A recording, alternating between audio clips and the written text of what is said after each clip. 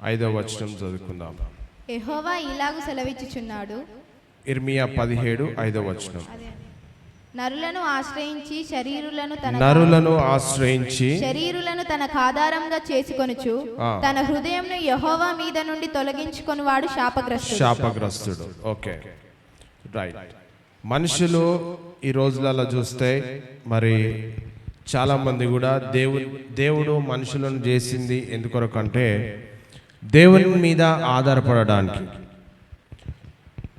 మనుషులను దేవుడు సృష్టించింది దేవుని మీద ఆధారపడడానికి, దేవుని చిత్త ప్రకారము జీవించడానికి, దేవుని యొక్క సంకల్పంలో ఒక వ్యక్తి నడిపించబడాలి, దేవుని ప్రజలు నడిపించబడాలి, తద్వారా దేవునితో సంబంధం కలిగి ఉండాలి, దేవుని ఆలోచన ప్రకారం నడుచుకోవాలి, దేవుని ఉద్దేశముల ప్రకారం నడుచుకోవాలి, దేవుని యొక్క చిత్త ప్రకారం నడుచుకోవాలి, దేవుని సంకల్పంలో వర్ధిల్లాలి అని దేవుడు కోరుకుంటాడు. మరి మనుషులేమో దేవుడు తయారు చేసినటువంటి మనుషులు ఏం కోరుకుంటారు అంటే మనుషులందరూ కూడా స్వచిత్తం మీద ఆధారపడతారు, లోకంలో ఉన్నటువంటి విద్య మీద ఆధారపడతారు, మరి బంధుత్వం మీద ఆధారపడతారు, ధనము మీద ఆధారపడతారు, అధికారం మీద ఆధారపడతారు. మనుషులందరూ కూడా ఇతరుల మీద ఆధారపడడానికే ప్రయత్నం చేస్తారు. మరి వాక్యం ఏమని చెప్తుంది ఇక్కడ చూస్తే అంటే యెహోవా ఇలాగు సెలవిచ్చుచున్నాడు, నరులను ఆశ్రయించి శరీరులను ఆధారము చేసుకొనుచు తన హృదయంను యెహోవా మీద నుండి శాపగ్రస్తుడైతాడంట. ఇది మనుషులను మరి ప్రేమించవద్దు అని కాదు, కానీ దేవుని స్థానంలో మనుషులను ఉంచొద్దని ఈ వాక్యం హెచ్చరిస్తుంది. అయితే మరి పరిశుద్ధుడైనటువంటి దేవుడు తన గొప్ప మరి తన వాక్యంలో ఒక గొప్ప హెచ్చరిక ఈ వాక్యము ద్వారా మరి ప్రకటించుచున్నాడు. ఎందుకంటే ముఖ్యంగా చెప్పాల్సింది ఏంది అని అంటే నరులను నమ్ముకుంటే వాడు శాపగ్రస్తుడు అవుతాడు. మనం చాలా మందిని చూస్తూ ఉంటాం ఈ లోకంలో, మనుషుల మీద ఆధారపడతారు. వానికి డబ్బులు ఇచ్చినా వాడు మోసం చేసిండు, వాళ్ళకి ఇచ్చేసినా వాళ్ళు మోసం చేసిరు, వాళ్ళు ఇట్లా చేసిరు అట్లా చేసిరు అని నిరంతరం కూడా మనుషుల గురించి మనము మరి మాట్లాడుతూ ఉంటాం. కానీ మరి మన పరమ ఆశ్రయము, పరమ నమ్మిక, మరి పరమ ఆధారము యెహోవాను చేసుకున్నప్పుడు మాత్రమే దేవుడు మన ఎడల కదిలించబడతాడు. అందుకనే మరి ప్రవక్త అయినటువంటి ఇర్మియా గారు మరి ఇక్కడ వాక్యంలో ఏమని రాయబడిందంటే శాపగ్రస్తుడు అనే మాట చాలా గంభీరమైంది. ఎందుకంటే మరి దేవుడు తన ప్రజలకు తనయందే మరి తన మీదనే ఆధారపడాలని దేవుడు కోరుకుంటా ఉంటున్నాడు. కనుక మనుష్యుడు పరిమితుడు, నేడు ఉన్నవాడు రేపు లేకపోవచ్చు, అంతేకాకుండా నేడు సహాయం చేసిన వాడు రేపు సహాయం చేయకపోవచ్చు, అంతేకాదు నేడు వాగ్దానం చేసిన వాడు రేపు దానిని నెరవేర్చకపోవచ్చు మనుషులైతే. కానీ దేవుని యొక్క వాక్యం ఏం సెలవిస్తుందంటే దేవుని మీదనే నిరంతరం ఆధారపడాలి. నో మ్యాటర్ నీకెన్ని కష్టాలు వచ్చినా, ఎన్ని బాధలు వచ్చినా, ఎంతమంది చేత తృణీకరించబడినా, ఏ రీతిగా నీ యొక్క ఆర్థిక పరిస్థితి ఉన్నా, ఏ రీతిగా నీ సమస్య ఉన్నా, ఏ రీతిగా నువ్వు ఇబ్బంది పడుతున్నా, ఏ రీతిగా నువ్వు లోకంలో జీవిస్తున్నా, నీ దృష్టి అంతా కూడా దేవుని మీదనే ఉండాలని మరి వాక్యము స్పష్టంగా చెప్పడం జరుగుతూ ఉంది. మనమందరం కూడా మనుషుల వైపే చూస్తాం, మనుషులు తీసుకునేటువంటి నిర్ణయాల మీద ఆధారపడతాం, మనుషులు నడిపించే నడవడి మీద ఆధారపడతాం.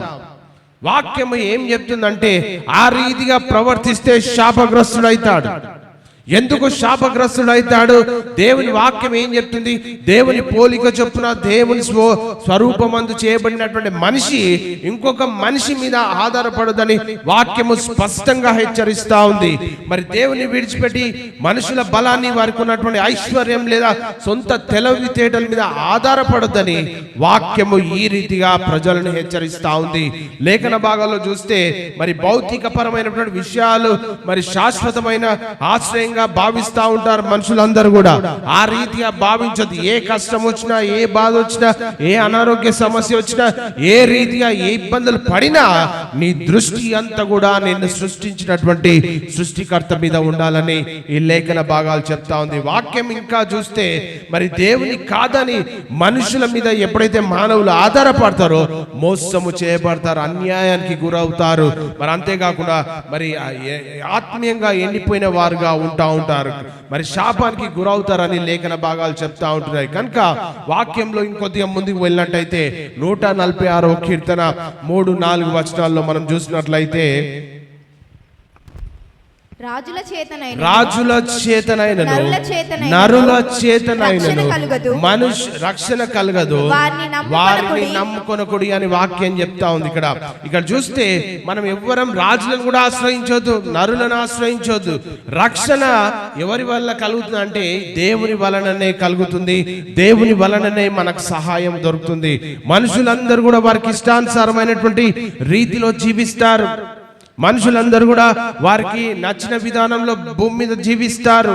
మనము మనుషులను ఎవరితో స్నేహం చేయాలి, ఎవరితో ఉండాలి, ఎవరితో బంధుత్వం కలుపుకోవాలి అంటే రక్షింపబడిన వారితో మన సహవాసం ఉన్నట్లయితే మరి దేవుని యొక్క ఆత్మీయతలో మరి దినదినం కూడా ఎదుగుతూ వస్తూ ఉంటారు. ఇక్కడ చూస్తే ఇక్కడ రాయబడినటువంటి మాట ఏంటంటే, మరి వారి ప్రాణము వెడిలిపోవును, వారు మంటి పాలవుతారని వాక్యం సెలవిస్తుంది.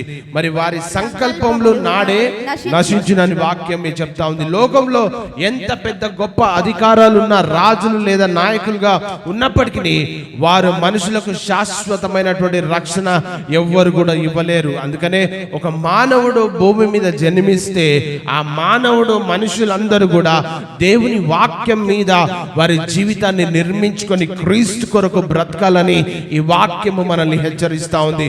మానవ సహాయం తాత్కాలికమే, మరి పరిమితమైందిగా ఉంటా ఉంది. కనుక ఒక మనిషి దేవుని మీద ఆధారపడినట్లయితే ఆ మనిషి అపరిమితంగా దేవుని యొక్క కృపను, అపరిమితంగా దేవుని యొక్క ఆశీర్వాదాలు, అపరిమితంగా దేవుని యొక్క సంకల్పంలో స్థిరపరచబడి బలపరచబడి దేవుని చిత్తానుసారంగా దేవుని ప్రణాళికలో దినదినం కూడా మరి ఎదుగుతూ వస్తూ ఉంటున్నాడు. కనుక మరి లౌకిక శక్తిపై సంపూర్ణ నమ్మకంగా ఉంచొద్దని బైబిల్ స్పష్టంగా ఈ వాక్యం ద్వారా మనుషులను హెచ్చరిస్తా ఉంది. కనుక మనుషులు ఎంతటి ఐశ్వర్యవంతులైన శక్తివంతులైన చివరికి మరణానికి లోబడాల్సిందే. కనుక ఎప్పుడైతే మరణము ప్రాప్తిస్తుందో మనిషి యొక్క ఆత్మ ఎక్కడికి వెళ్ళాలి అంటే మరి దేవుని చిత్త ప్రకారము లేకపోతే వాక్యానుసారంగా బ్రతికిన వ్యక్తి ఆత్మ అయితే దేవుని సన్నిధికి కొనిపోబడుతుంది. ఒకవేళ లోకాశల వైపు, లోక పద్ధతుల వైపు, లోకాన్ని ప్రేమించే బిడ్డగా ఉంటే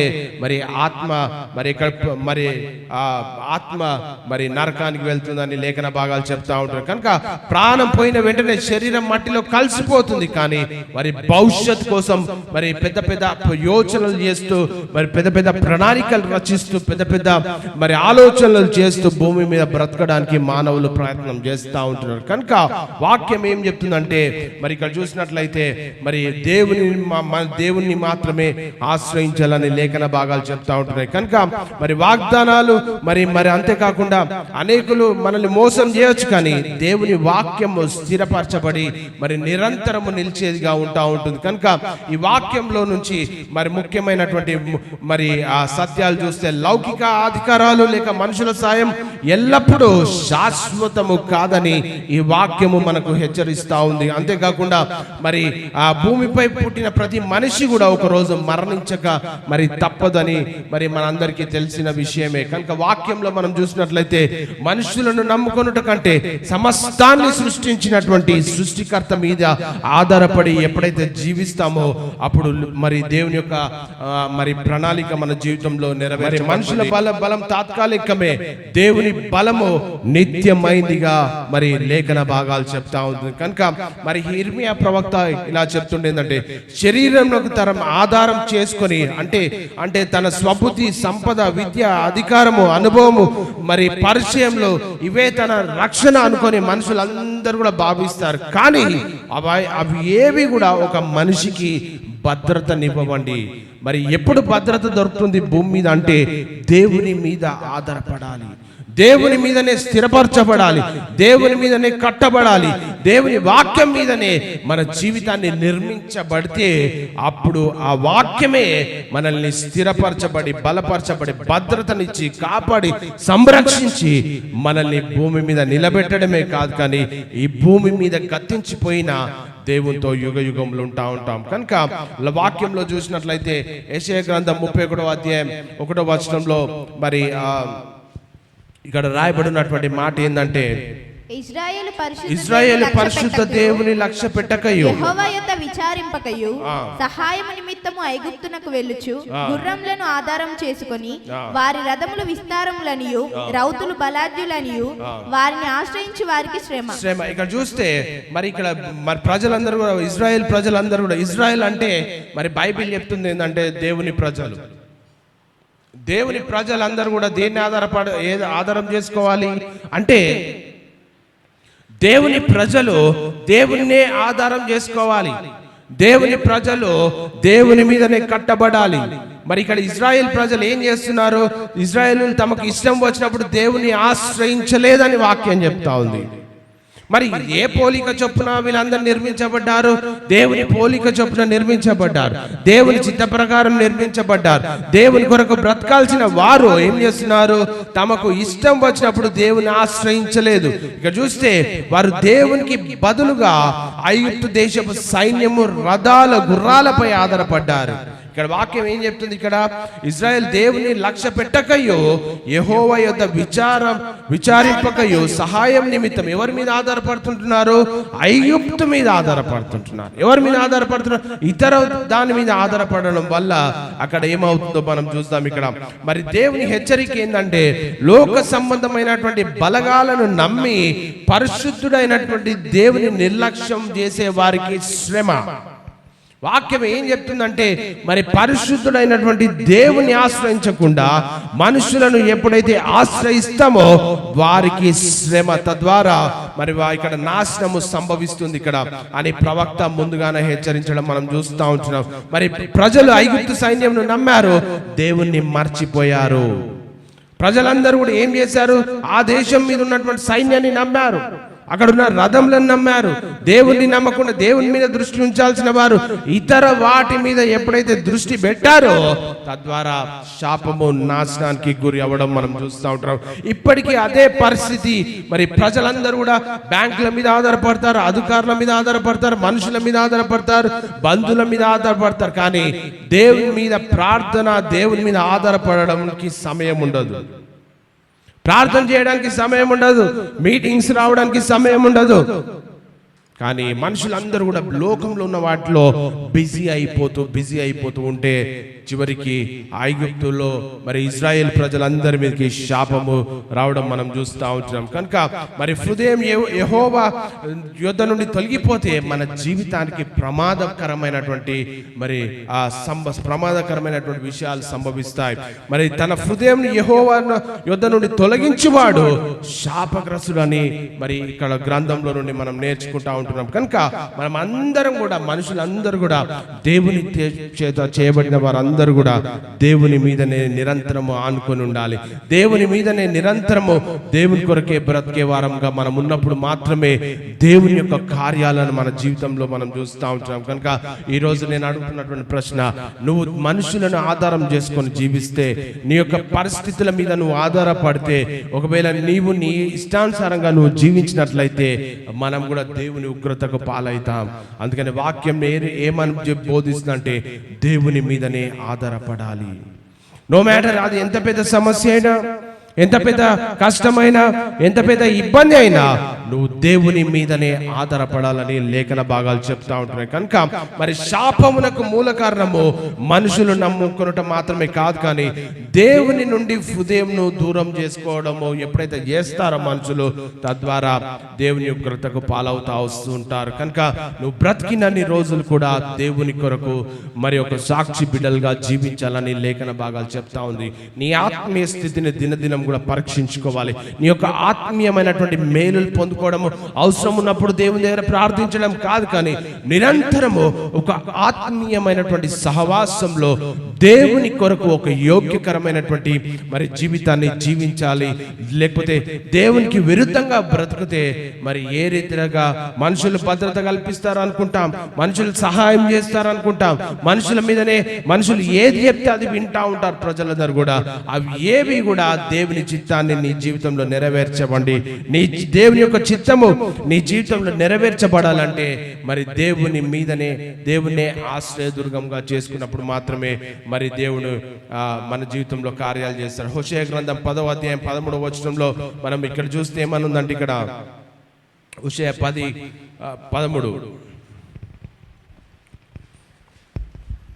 నీ ప్రవర్తనను ఆధారం చేసుకొని నీ బలాఢ్యులను నమ్ముకొని నీవు చెడుతనపు పంటకై దున్నితివి గనుక మీరు పాపము కోత కోసి ఉన్నారు, అబద్ధమునకు ఫలము పొంది ఉన్నారు. వాక్యం ఏం చెప్తుంది ఇక్కడ? మీ ప్రవర్తనను ఆధారం చేసుకొని ఏమనుంది?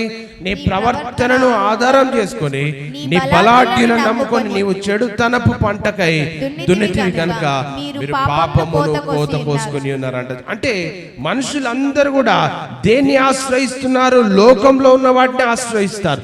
లోకంలో ఏముంది? పాపం ఉంది. లోకంలో ఏముంది? మోసం ఉంది. లోకంలో ఏముంది? చెడుంది. లోకంలో ఏముంది? దగ ఉంది. లోకంలో ఏముంది? కుట్రలు ఉన్నాయి.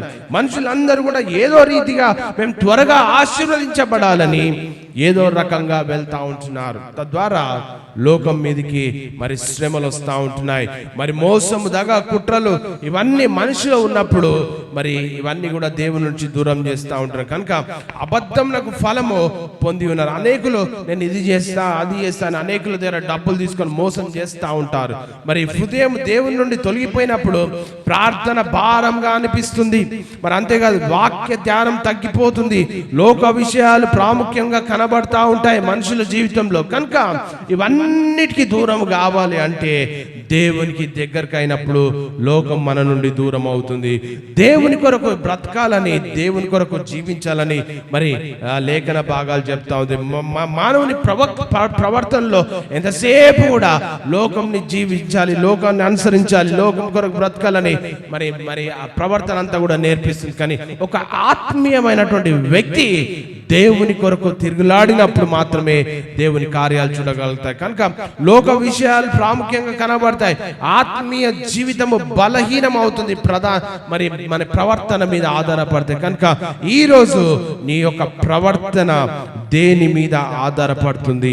ఈరోజు నీ యొక్క మనస్సు దేని మీద ఆధారపడుతుంది? ప్రియ దేవుని సంగమా, కనుక నీ ఆత్మీయ జీవితము బలహీన పడుతుందంటే నీ యొక్క మనస్సు లోకం వైపు తిరుగుతుంది అని అర్థం. కనుక అందుకే దేవుడు ఏం కోరుకుంటున్నాడు మన నుంచి అంటే మన హృదయాన్ని కోరుకుంటున్నాడు. కనుక ఈ వచనము దేవుని వాక్యంలో ఒక బలమైనటువంటి హెచ్చరికను మానవులకు ఇస్తా ఉంది. కనుక మరి ఆత్మీయ పాఠాన్ని కూడా మనకు తెలియజేస్తా ఉంది. కనుక ఈ వచనంలో నుండి నువ్వు ఏం నేర్చుకోవాలని ఆశపడు. పాపానికి ఫలితం ఏంటంటే మరి చెడుతనపు పంటను మరి దున్నిన వారంతా కూడా పాపాన్ని కోసుకుంటారని లేఖన భాగాలు చెప్తా ఉంటాయి. కనుక మనం ఎలాంటి క్రియలు అంటే భూమి మీద మనం ఎలాంటి క్రియలు చేస్తామో, అంటే ఎలాంటి విత్తనాలు విత్తుతామో అవే మనం పంట కోసుకుంటాం. చాలా మందిని చూస్తూ ఉంటాం, మనుషులను మోసం చేసి అన్యాయం చేసేవారు మళ్ళా రిటర్న్ వారికే సంభవిస్తూ ఉంటాయి. ఎందుకు అంటే వాక్యము ముందుగానే హెచ్చరిస్తుంది. ఏంటంటే ఇక్కడ ఏమనుంది? ఇక్కడ మీరు పాపము కోత కోసుకొని ఉన్నారు. ఇక్కడ చూస్తే నీ బలాఢ్యులను నమ్ముకొని నీవు చెడుతనపు పంటకై దున్నితివి గనుక మీరు పాపమును కోసుకొని ఉన్నారు, అబద్ధమునకు ఫలము పొంది ఉన్నారని వాక్యం చెప్తుంది. అందుకంటే ఈ వాక్యం నుండి నేర్చుకోవాల్సినటువంటి ఆత్మీయ ఫలితం ఏంటంటే ఏ చెడు పనులు మనము పంట విత్తుతామో అవే మనము మరలా మరి పంట కోసుకుంటాం. కనుక మనం ఎలాంటి క్రియలు విత్తుతామో దానికి తగినట్టుగానే కష్టాలు లేకపోతే పాపము అనుభవించాల్సి వస్తుంది. ఈరోజు చాలా మందిని చూస్తూ ఉంటారు, ఏ క్రియలు ఏ విత్తనాలు విత్తుతారో మరలా పాపాన్ని కోసుకుంటూ వస్తుంటున్నారు. అందుకనే మరి బైబిల్లో ఆత్మీయమైనటువంటి హెచ్చరిక ఏమిస్తుంది ఇస్తుందంటే మనము నీతివంతమైనటువంటి జీవితాన్ని ప్రభు కొరకు, యోగ్యకరమైనటువంటి జీవితాన్ని మనం ప్రభు కొరకు మరి జీవించాలి. మానవ నమ్మకం ఏంటంటే మరి బలాఢ్యులను నమ్ముకుని దేవుని విడిచిపెట్టి మనుషుల బలాన్ని లేదా సొంత తెలివితేటలను నమ్ముకోవడం వల్ల ప్రయోజనము లేదని వాక్యము హెచ్చరిస్తా ఉంది. కనుక అబద్ధాలకు ఫలితం ఏమొస్తుందంటే మరి మోసం లేదా అబద్ధమైనటువంటి మార్గాలను ఎంచుకుంటే చివరికి నష్టము, నిరాశనే మానవులకు ఏర్పడుతుంది. కనుక మనుషులందరూ కూడా దేవుని మీదనే, దేవుని శక్తి మీదనే, దేవుని యొక్క జ్ఞానం మీదనే, లేకపోతే దేవుని యొక్క బలం మీదనే ఆధారపడాలని మరి లేఖన భాగాలు చెప్తా ఉంది. నీ జీవితంలో దేవుని ఆశ్రయిస్తున్నావా, లేకపోతే నీ సొంత తెలివితేటల మీద, లేకపోతే మనుషుల తెలివితేటల మీద నువ్వు ఆధారపడి జీవిస్తే చివరికి నష్టము వాటిల్లుతుంది. వాక్యము హెచ్చరిస్తుంది, దేవుని మీద ఆధారపడితే ఆశీర్వాదాలు చూస్తాం. కనుక మనము దేవుని మార్గాలను విడిచిపెట్టి సొంత ఆలోచనల మీద ఆధారపడినప్పుడు ఎదురయ్యే పర్యవసనాలు భయంకరంగా లోకంలో కనబడతా ఉంటాయి. అందుకని వాక్యం చెప్తా ఉంది ఏంటంటే మరి అబద్ధాలకు ఫలితము అనుభవించకుండా మరి నీతికి ఫలితము అనుభవించే బిడ్డలముగా మనము జీవించాలని లేఖన భాగాలు చెప్తా ఉన్నాయి. నీ జీవితం కూడా నీతి వైపు ప్రయాణిస్తే, నీ జీవితం కూడా యథార్థత వైపు, నీ జీవితం కూడా సత్యము వైపు, నీ జీవితం కూడా ఒక నీతివంతమైనటువంటి జీవితం ఈ భూమి మీద జీవిస్తే నీతివంతమైనటువంటి ఫలాలను మనం భూమి మీద అనుభవిస్తూ దేవుని మహిమకరంగా మన జీవితం ఉంటా ఉంటుంది. కనుక వాక్యంలో ఇంకా కొద్దిగా ముందుకు పోతే సామెతల గ్రంథం 23వ అధ్యాయం 26వ వచనంలో చూస్తే ఇక్కడ ఏమనుందంటే 26వ వచనం, నా కుమారుడా నీ హృదయం నాకిమ్ము, నా మార్గములను నీ కన్నులకు ఇంపుగా ఉండనిమ్ము అంటుంది. ఇక్కడ ఏమనుంది? ఇక్కడ నా కుమారుడా నీ హృదయం నాకిమ్మంటున్నాడు దేవుడు. ఈరోజు మన హృదయం ఎవరి దగ్గర ఉంది? ఎవరికి ఇస్తున్నాం? మన హృదయము దేని చేత నింపబడి ఉంది? వాక్యం ఆడ చెప్తా ఉంది, నీ హృదయము ఎవరికి ఇవ్వాలి? దేవునికి ఇవ్వాలి. ఎందుకు హృదయానికి ప్రాధాన్యత ఇస్తున్నాడు వాక్యంలో అంటే మరి హృదయంలో కలిగినదే మనం భూమి మీద చేస్తాం.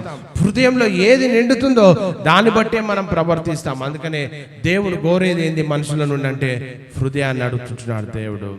దేవుడు కోరుకున్నది ఏంది? శరీరాన్ని అడగట్లేదు, చేతులను అడగట్లేదు, లేకపోతే ఇంకొక దాన్ని అడగట్లేదు. దేవుడు ఏం చెప్తున్నాడు?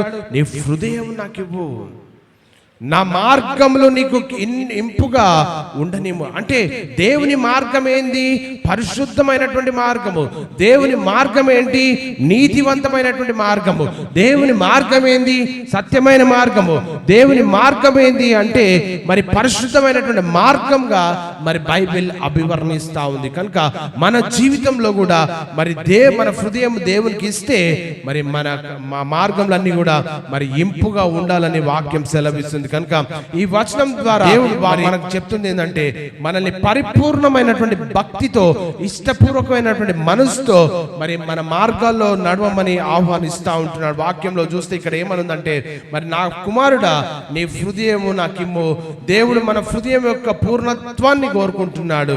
మన జీవితంలో ఆయనకు మొదటి స్థానం ఇవ్వడం వల్ల ఆయనపై పరిపూర్ణమైనటువంటి ప్రేమను పెంపొందించుకొని మరి ఆధారపడము ఈ వాక్యం మనకు చెప్తా ఉంది. కనుక అంతేకాకుండా ఇక్కడ చూస్తే ఏమనుందంటే మరి నా మార్గములు నీకు ఇంపుగా ఉండని మన లేఖన భాగాలు చెప్తా ఉంది. కనుక మనము దేవుని ఆజ్ఞలను, ఆ మార్గములను భారంగా భావించొద్దు. చాలా మంది నీతిని బోధిస్తే ఇష్టపడరు, పరిశుద్ధతను బోధిస్తే ఇష్టపడరు. ఎందుకంటే లోకాన్ని ప్రేమిస్తారు, లోకంలో ఉన్నటువంటి భ్రష్టత్వాన్ని ప్రేమిస్తూ వస్తుంటారు.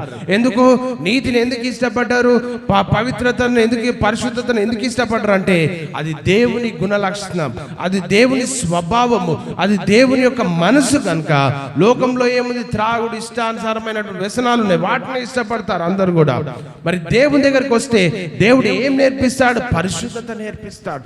దేవుని దగ్గరికి వస్తే నీతిని నేర్పిస్తాడు. అందుకని వాక్యం చెప్తుంది, నా మార్గములను నీ కన్నులకు ఇంపుగా ఉండాలి. ఏంటి ఆ మార్గము? నీతి, పరిశుద్ధత, యథార్థత. ఇవి లేకుండా మన జీవితంలో ఎన్ని కోట్ల, వందల కోట్ల ఆస్తులు, అంతస్తులు, చదువులు ఏమన్నా ఇవి ఏవి కూడా దేవుని దగ్గరకు తీసుకెళ్ళావు. దేవుడు కోరుకునేది ఏంది?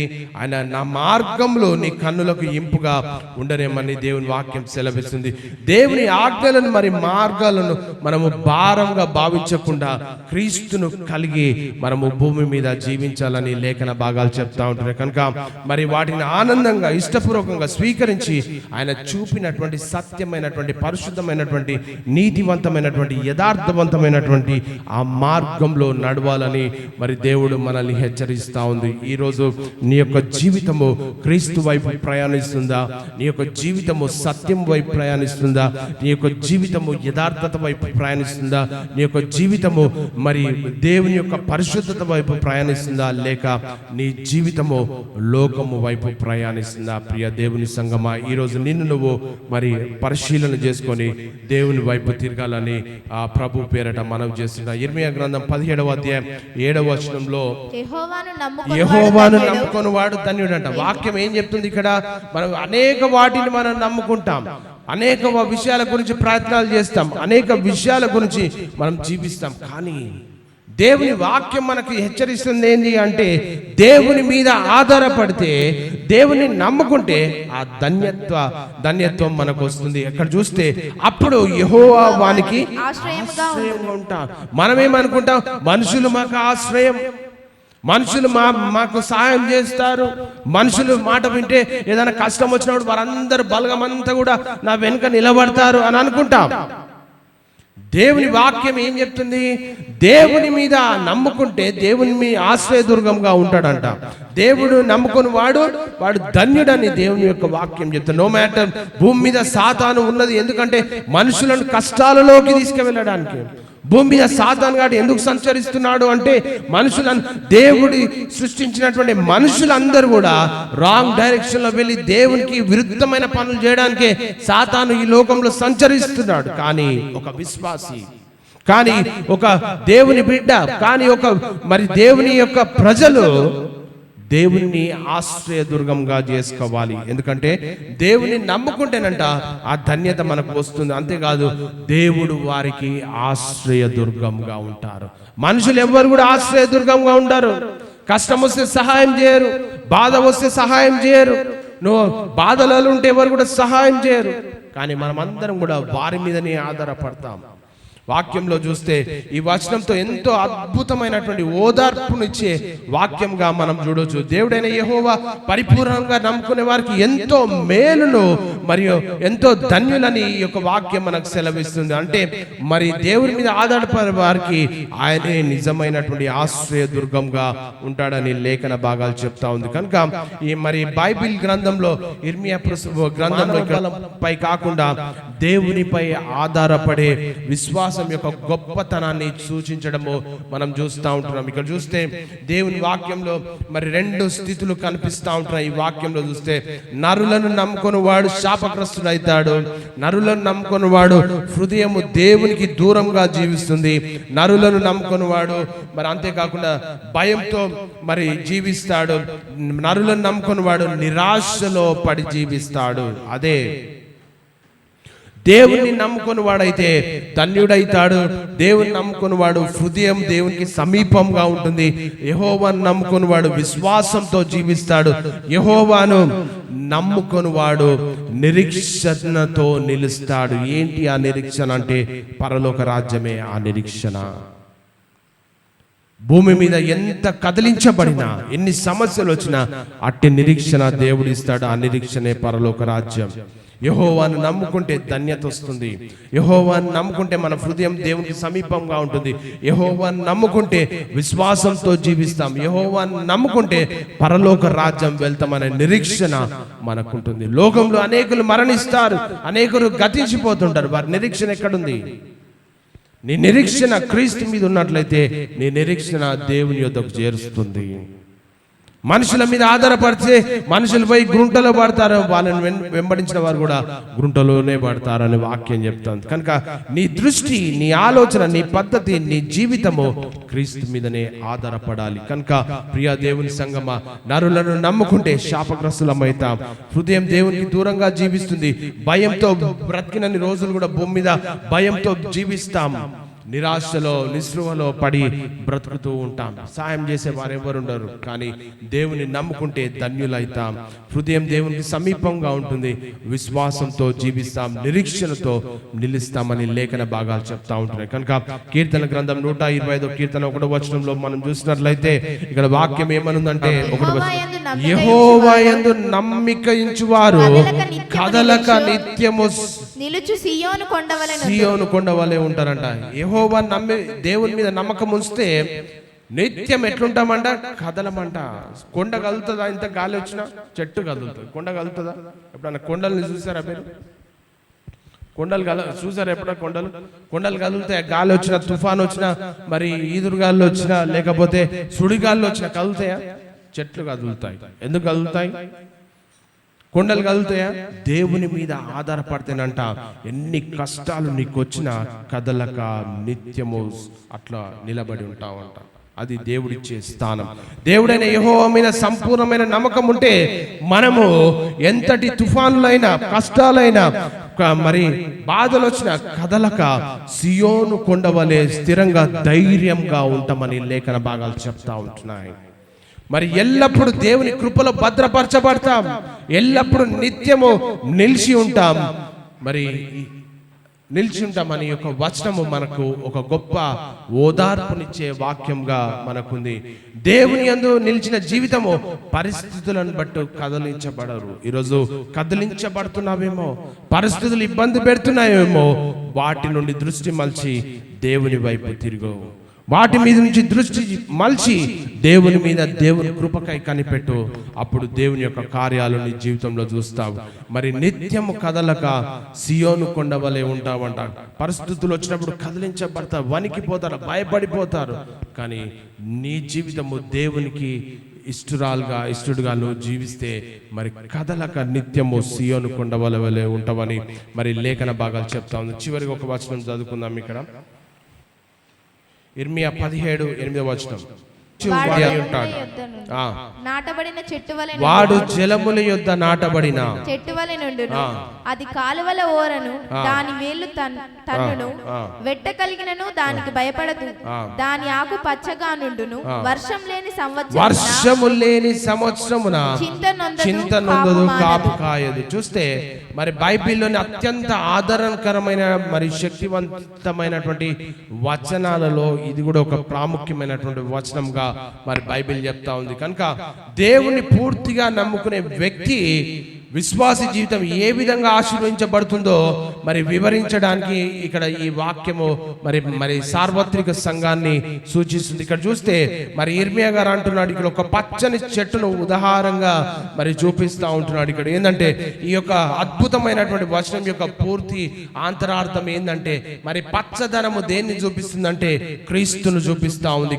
అక్కడ చూస్తే ఇక్కడ ఏమనుందంటే మరి 7వ వచనంలో మరి ఇక్కడ ఏమనుంది, యెహోవా నమ్ముకుని వాడు ధన్యుడు, యెహోవా వానికి ఆశ్రయముగా ఉంటాడని లేఖన భాగాలు చెప్తా ఉంటాడు. కనుక అంతేకాదు, ఇక్కడ జలముల యొద్ద నాటబడిన చెట్టు అంటే నీటి సరఫరా నిరంతరం ఉండే చోట ఒక చెట్టు ఎప్పటికీ కూడా ఎండిపోదు, నిరంతరం పచ్చగా ఉంటుంది. ఎందుకు అంటే నీరు ఎప్పుడు కూడా అందుబాటులో ఉంటుంది. మనం దేవుని మీద ఆధారపడితే కూడా నిరంతరము ఆశీర్వదించబడుతూ నిరంతరము పచ్చగా ఉంటామని ప్రవక్త అయినటువంటి ఇర్మియా గారు హెచ్చరిస్తా ఉండు.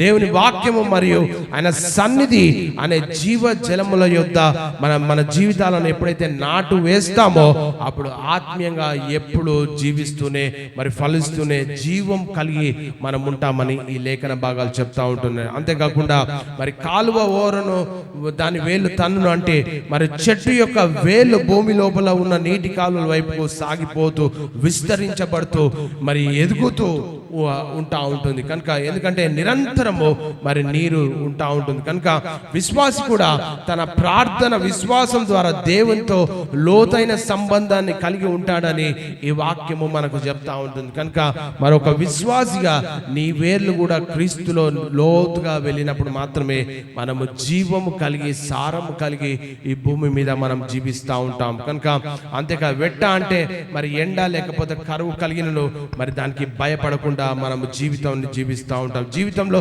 శ్రమలు, కష్టాలు, మరి తీవ్రమైనటువంటి ఇబ్బందులు, మరి వెట్ట అనే పదం సూచిస్తూ ఉంది. కనుక మరి నీ జీవితం సారం కలిగి ఉండాలంటే క్రీస్తులో లోతైన అనుభవము మరి కలిగి జీవించినప్పుడే మనం ఉండము. ఎప్పుడైతే లోతైన అనుభవం కలిగి జీవిస్తామో మరి అధైర్యపడము, భయపడకుండా దేవునికి నిత్యంగా ఉంటూ మరి దేవుని అందు స్థిరపరచబడతా ఉంటాం. బాహ్య పరిస్థితులను బట్టి కాకుండా మరి దేవుని మీద ఆధారపడిన వారికి ఆయన ఆశ్రయం దుర్గంగా ఉండి దేవుడు ముందుకు నడిపిస్తూ ఉంటాడు. ఇక్కడ చూస్తే ఆకు పచ్చగా ఉండునని వాక్యంలో రాయబడింది. కష్టకాలంలో కూడా మన ముఖాల్లో, జీవితాల్లో దేవుని యొక్క శాంతి, సమాధానము, నెమ్మది ఉండి మనము జీవిస్తామని మరి ఇక్కడ వాక్యం సెలవిస్తా ఉంది. ఇక్కడ చూస్తే ఇంకా వర్షం లేని సంవత్సరంలో చింతన ఉందని రాయబడింది. ఇక్కడ లోకంలో ఆర్థిక సంక్షోభాలు, కరువులు లేదా అనారోగ్యాలు వచ్చినప్పటికీ దేవుని మీద ఆధారపడే వ్యక్తి చింతపడకుండా దేవుని మీదనే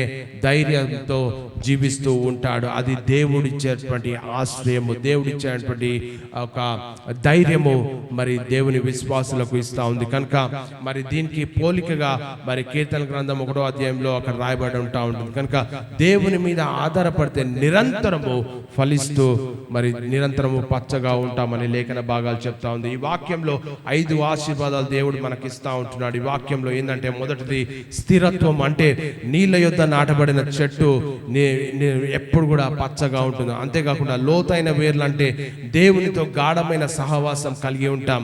కష్టకాలంలో నిర్భయత్వం, ఎండ వచ్చినను మరి భయపడకుండా నిరంతరము పచ్చగా ఉంటుందని లేఖన భాగాలు చెప్తా ఉంది. అంతేకాకుండా ఆత్మీయమైనటువంటి తాజాదనము మనకు లభిస్తుంది, అంటే ఆకులు పచ్చగా ఉంటాయని లేఖన భాగాలు చెప్తా ఉంటాయి. 5వది నిరంతరము ఫలప్రదంగా ఉంటా ఉంటుంది. కరువులో ఫలాలు ఇస్తూ ఆ చెట్టు ఉంటుంది. కనుక దీంట్లో నుంచి ఆత్మీయ సత్యాలు నేర్చుకున్నది ఏంటంటే క్రీస్తులో మనం ఎప్పుడైతే ఉంటామో మరి ఆ నిరంతరము కష్టాలు, బాధలు, వేదనలు, ఇరుకు లేకుండా మనం నిరంతరం సంతోషంగా ఉంటాం. అంతేకాకుండా ఇక్కడ చూస్తే మరి ఈరోజు మనల్ని మనమే పరీక్షించుకొని దేవుని సన్నిధిలో మనం జీవించే వారంగా ఉండాలి. కనుక దేవుడు నీకు ఆశ్రయ దుర్గంగా ఉండాలని నువ్వు ఆశపడినట్లయితే ఆయనను నమ్ముకొని ఆయన మీదనే ఆధారపడే వ్యక్తులంగా ఉండాలి. మనుషులను ఆశ్రయించడం కంటే యెహోవాను ఆశ్రయించడం మేలని దేవుని వాక్యం సెలవిస్తుంది. కనుక ఈరోజు నిన్ను నువ్వు పరిశీలన చేసుకొని, పరీక్షించుకొని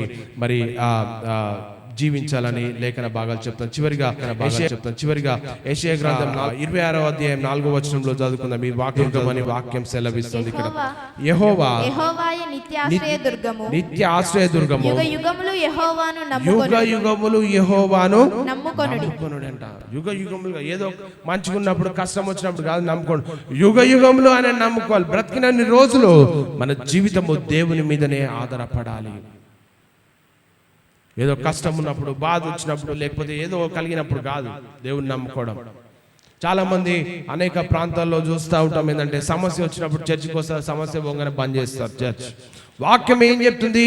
యెహోవా నిత్య ఆశ్రయదుర్గంగా యుగ యుగంలో యెహోవాను నమ్ముకొనుడి అని లేఖన భాగాలు చెప్తాను. కనుక నీ జీవితము యుగ యుగములు ఆయన మీద, బ్రతికినన్ని రోజులు ఆయన మీద ఆధారపడితే నిరంతరము పచ్చగా ఫలించే చెట్టుగా నీ జీవితాన్ని చేస్తాడు. మనుషులను ఆశ్రయిస్తే మనుషులు ఒకరోజు మోసం చేస్తారు, నమ్మక ద్రోహం చేస్తారు, నేను తప్పు డైరెక్షన్లో తీసుకెళ్తారు. దేవుణ్ణి ఆశ్రయిస్తే, దేవుని నమ్ముకుంటే ఆయన నిత్యమైన వెలుగుగా ఉండి నిన్ను కాపాడి, సంరక్షించి, నిన్ను విమోచించి, నీకు ఒక నిరీక్షణనిచ్చి దేవుడున్న స్థానానికి ఆయన తీసుకెళ్తాడు. కనుక ఈ మధ్యాహ్న కాల సమయంలో దేవుడు మనతో మాట్లాడినటువంటి వాక్య ప్రకారము మన జీవితంలో నిర్ణయాలు తీసుకొని మనం ముందుకు అందరూ 2 నిమిషాలు తలలు వంచి దేవుని సన్నిధిలో మనం పరిశీలన చేసుకొని ప్రశ్నించుకుందాం. అందరూ కూడా ఇటు అటు చూడకుండా ఒక 2 నిమిషాలు మరి చెప్పబడిన వాక్యము నీ జీవితంలో ఏ విధంగా అన్వయం చేసుకోవాలని అనుకుంటున్నాం. దేవుని సన్నిధిలో ఒక తీర్మానం తీసుకుందాం. నా నమ్మిక ఎవరి మీద ఉంది? మొదటి ప్రశ్న నిన్ను నువ్వు అడుక్కోవాలి. నా నమ్మిక ఎవరి మీద ఉంది? ఇన్ని రోజులు నేను మనుషులను ఆశ్రయించాను. రెండో ప్రశ్న, నా హృదయము దేవునికి దగ్గరగా ఉందా? మూడో ప్రశ్న, కష్ట సమయంలో నేను మొదట ఎవరిని ఆశ్రయించుచున్నాను? నాలుగవ ప్రశ్న, ప్రార్థనను ఆశ్రయిస్తున్నానా లేక మానవ సహాయాన్ని పొందుతున్నానా? ఈ 4 ప్రశ్నలు నిన్ను పరిశీలన చేసుకోవాలి. ఎందుకంటే ఆయన నిత్య ఆశ్రయదుర్గంగా నీ ఎడల ఉన్నాడు. కానీ మనము దేవునిని అపరిమితంగా వాడుకోలేని పరిస్థితులలో మనం ఉన్నాం. ఈ వాక్యంలో, ఈరోజు చెప్పబడిన వాక్యంలో నుండి కొన్ని సత్యాలను మనం చూసినట్లయితే, మనుషుడు పరిమితుడు, దేవుడు సర్వశక్తిమంతుడు. శరీర బలము క్షీణించిపోతుంది, దేవుని బలము నిత్యంగా నిలుస్తుంది. నీ హృదయము దేవుని నుండి దూరమైనచో జీవితము వెల్తిగా మారిపోతుంది. ఈరోజు దేన్ని మీద ఆధారపడుతున్నాం? బైబిల్ చెప్తుంది, యెహోవాను నమ్మువాడు ధన్యుడై, స్థిరుడై, ఫలవంతుడై ఉంటాడని వాక్యంలో నుండి మనం నేర్చుకుంటున్నాం. ప్రియ దేవుని సంగమా, మనుషుల మీద లేదా లోక సంబంధమైన ఐశ్వర్యం మీద ఆధారపడకుండా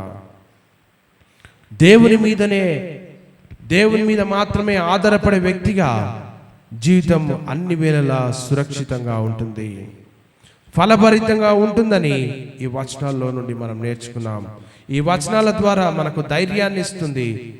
మన జీవితంలో మనుషుల సహాయం అవసరమే, కానీ వారి మన రక్షకులు కాదండి. వారు దేవుని స్థానం ఆక్రమించరాదు. మన నమ్మిక యెహోవా యందే ఉండాలి. ఈ దినమున మన హృదయములతో ఈ రీతిగా ప్రార్థన చేస్తాం. ప్రభువా, మనుషుల కంటే నిన్నే ఎక్కువగా నమ్మునట్లు నాకు విశ్వాసమును బలపరచుము. నా యందు ప్రభు నీ వాక్యం నా హృదయంలో, నీ వాక్యం చేత నన్ను నింపుము.